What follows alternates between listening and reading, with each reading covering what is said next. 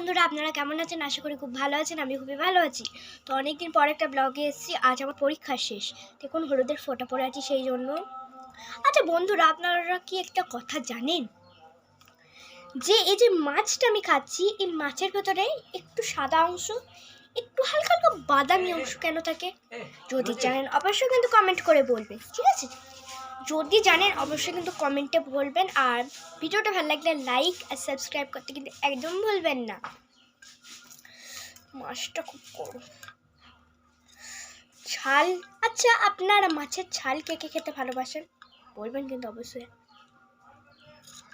আর এই জিনিসটা ওটা কেন, এই যে দিকটা চিপ দিয়ে যেটা ফেলতে হয়, দারুণ লাগে কিন্তু গাইস, দারুণ খেতে। আচ্ছা এই পর্যন্ত আজকে থাকুক ভিডিওটা।